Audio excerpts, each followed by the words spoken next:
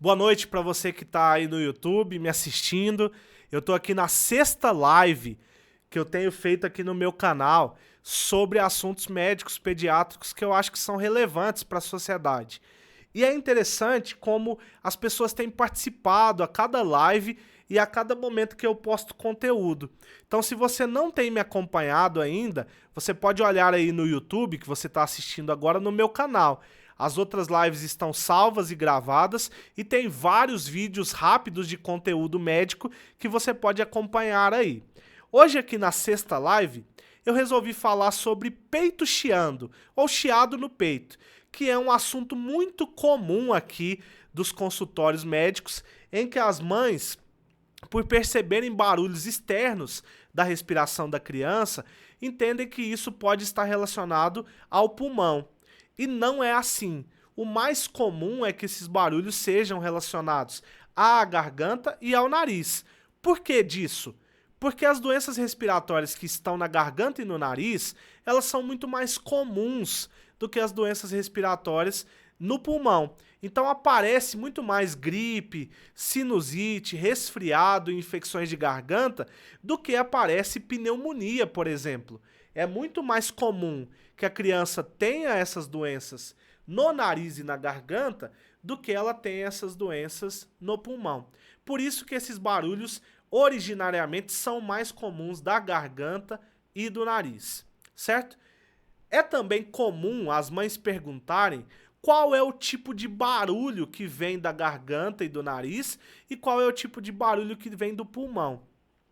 Externamente é muito difícil diferenciar essas duas coisas, mas é comum que um médico treinado com um estetoscópio, que é o aparelho indicado, perceba que no pulmão os barulhos referentes ao pulmão são barulhos mais agudos, ou o que a medicina chama de crepitantes.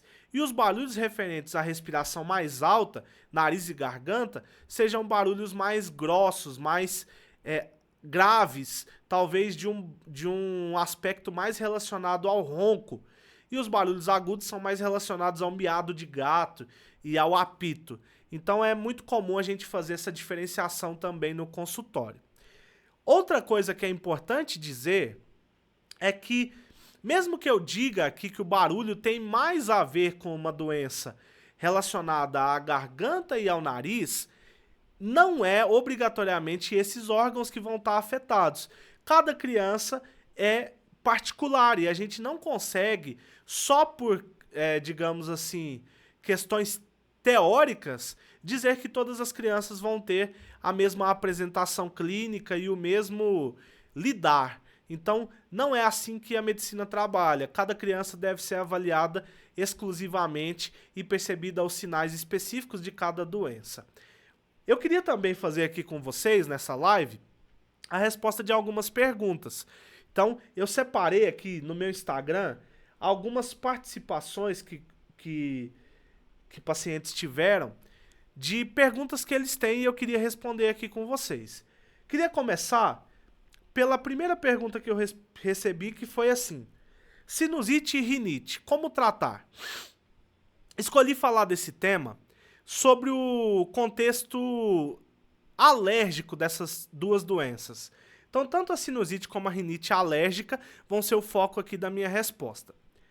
Primeiro, a gente vai trabalhar com a ideia de que esse tratamento de sinusite e rinite, ele é um tratamento baseado num tripé.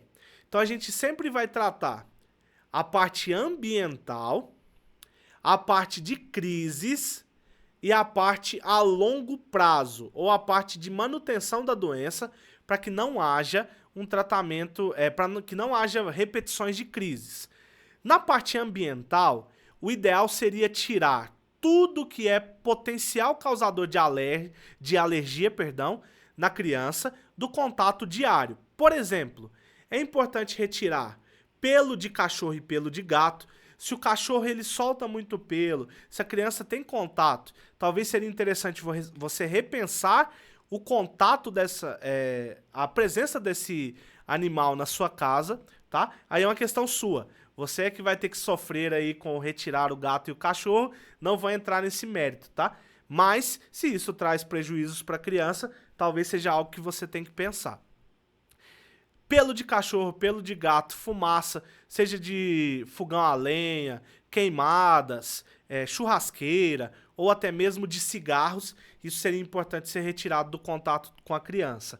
Pólen de plantas, ácaros, que são aqueles bichinhos de colchão muito antigo, de roupa de cama muito antiga, poeira em geral, tudo isso é importante que a criança seja restringida do contato. O segundo ponto seria tratar as crises. E como a gente está falando de doenças alérgicas, o tratamento de crise é um tratamento com anti-alérgicos. Provavelmente, quando a criança estiver numa crise, a gente vai fazer uso de anti-alérgicos para o tratamento dessa crise. Isso é momentâneo, vai acontecer algumas vezes durante o mês, o ano, mas a gente para esse tratamento quando a criança sai da crise. E o último ponto, aí vai depender um pouco da doença em si, mas tratamentos a longo prazo para diminuição dessas doenças. Sinusite, por exemplo, existem medicações via oral que a gente vai usar de forma a fazer a longo prazo para que a criança diminua as crises de sinusite alérgica. E talvez isso mais no adulto, criança não tem tanto sinusite alérgica, que eu vou deixar um asterisco, num segundo momento eu explico melhor. E na rinite, uso de anti-inflamatórios locais no nariz, para que ao longo do tempo desinflame o nariz e a criança não tenha tantas crises, certo? Indo para a nossa segunda pergunta, quais atitudes para fortalecer a criança e evitar maiores complicações respiratórias no frio? Primeira delas, melhor alimentação. Alimentação equilibrada vai fazer com que a imunidade da criança esteja sempre bem e ela passe o tempo frio de uma forma mais saudável. Segunda coisa, cuidados com, vamos dizer assim, o meio ambiente. Na época fria, é interessante, por exemplo, que a gente não fique pegando temperaturas muito frias fora externamente.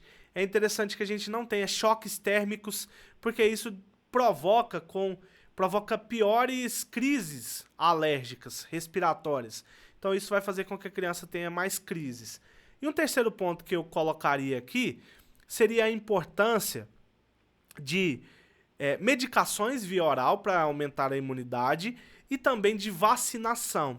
Existem várias vacinas que protegem a criança no tempo frio de doenças respiratórias, sejam bacterianas ou virais. Por exemplo, a vacina do Covid, a vacina do influenza H1N1, as vacinas respiratórias da pneumonia, doença bacteriana, todas essas são importantes para que a criança tenha menos infecção no tempo frio e mais imunidade. Então, talvez a gente vai trabalhar aí com essa ideia tríplice de que a pessoa precisa aumentar a imunidade, fortalecer o corpo com a alimentação, com o cuidado com o meio ambiente e também com as medicações e vacinações que vão ser necessárias aí nessa época.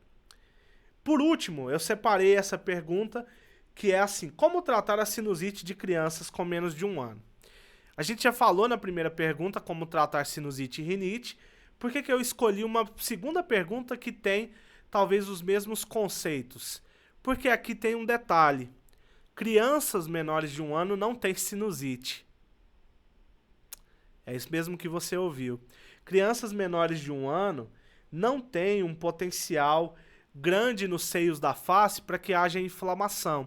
Eles não têm ainda prontos os seios da face frontal e os maxilares. Então é muito difícil que a gente perceba essa sinusite que vocês conhecem como dor de cabeça, entupimento nasal, escorrimento do nariz, catarro que goteja pela garganta, sem a presença física dos seios da face frontais e maxilares. Então a gente dificilmente vai falar de sinusite em crianças menores de 1 ano. Existe? Existe. Algo que é até documentado, talvez, cientificamente. A gente não percebe com facilidade e, na maioria das vezes, quando o diagnóstico é suspeitado, a gente vai fazer tomografia, que não é um exame comum de ser feito em crianças menores de 1 ano. Então, é muito complicado que existam diagnósticos assim e eu vou te deixar com essa pulga atrás da orelha. Talvez num consultório eu consiga te explicar isso com mais detalhes, mais tempo, mas aqui para nossa live rápida, não vou ter muito tempo para abordar isso e seria muito cansativo também para quem não é da área da saúde. Se você tiver mais interesse nesse assunto, marca uma consulta, a gente troca uma ideia sobre isso, te falo com o maior prazer sobre muitas outras informações a respeito da sinusite e por que crianças menores não têm sinusite, principalmente sinusite alérgica, e a gente troca mais ideias sobre esse assunto. Se você gosta desse tipo de conteúdo, dessas lives, dos vídeos que eu posto, eu te peço para curtir aí o vídeo, se inscrever no meu canal e mandar esse vídeo para mais pessoas.